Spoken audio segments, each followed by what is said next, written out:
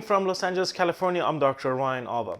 With the Republicans' majority in the House and the disgraced, twice impeached former president's announcement of a third presidential run, and Kevin McCarthy's long-standing ambition of becoming the House's Speaker, and the likes of Marjorie Taylor Greenes in the House pushing conspiracy theories and bizarre ideas, it is time for a closer look into the future of the Republican Party and the possible implications of it on our political system. In times like these, there is no substitute for victory. And I'm a victim, I will tell you.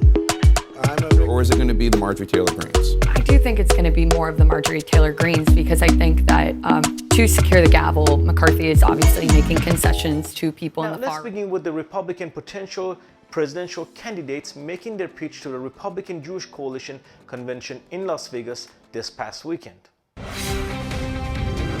We as Republicans and our elected leaders must do more than criticize and complain. Personality and celebrity just aren't going to get it done. We can see that. They don't want chaos. They want strength and stability and unity. We didn't have that. In times like these, there is no substitute for victory. What struck me the most just watching that was how many of them who are standing up there, potentially putting their names out on the ballot for 2024, are complicit with what happened under Trump administration and complicit with January 6th.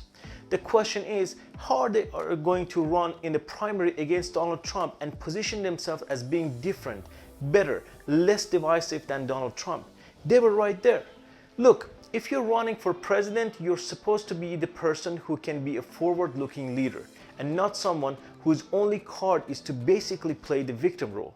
And I'm a victim, I will tell you. I'm a victim for this on Trump and to get Trump and other things, including the raid of a very beautiful house that sits right here. The raid of Mar-a-Lago, think of it. And I say, why didn't you raid Bush's place? Why didn't you raid Clinton? 32,000 emails. Why didn't you raid Clinton's place? Why didn't you do Obama, who took a lot of things with him? I think he got more subpoenas than any man in the history of our country. So unfair. Al Capone, you all heard of the great gangster? Al Capone got far less. Billy the Kid got almost none.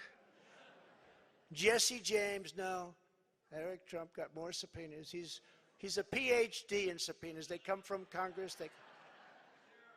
Now, as for the power shift in the Congress and the possibility of Kevin McCarthy's becoming the House Speaker, I think despite there being an absolutely legitimate congressional function to provide oversight of the executive branch, you just have to take Republicans for their word.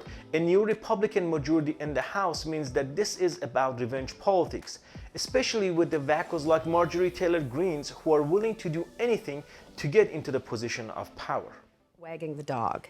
And, Kevin McCarthy, if he becomes Speaker, is not going to be able to control his caucus. And we know, because we've all been through this before, what's going to happen. They're going to make a mockery of the system and completely overreach, but they're going to be investigating they're investigating Joe Biden. The American people do not think that he is a crook. They do not think that he is corrupt. That's right. So Sarah, I want to bring you in here because, look, I agree with Brad that there is a legitimate oversight function of Congress, and it's a shame that parties never investigate their own party in the White House, whether it's Republicans investigating Trump or Democrats investigating Biden.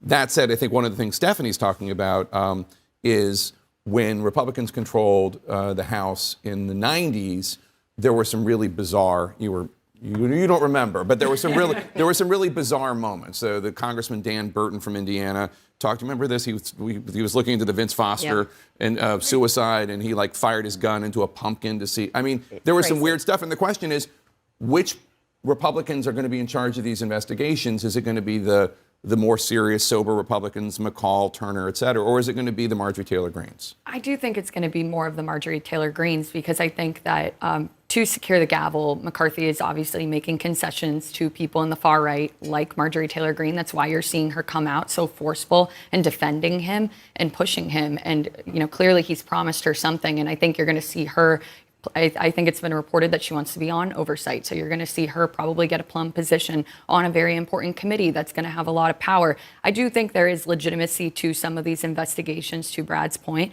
But I did think it was strange that House Republicans came out of the gate saying, we're going to investigate Hunter Biden, when I think there are so many other issues that voters want to see them tackle, like the border crisis, like inflation, gas prices, you name it. So I did think that was an odd strategy. Yeah, to be continued. We'll have a lot of committee hearings to talk Support about. my work, please subscribe to my channel and give this video a thumbs up.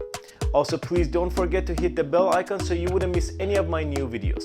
Thanks for watching.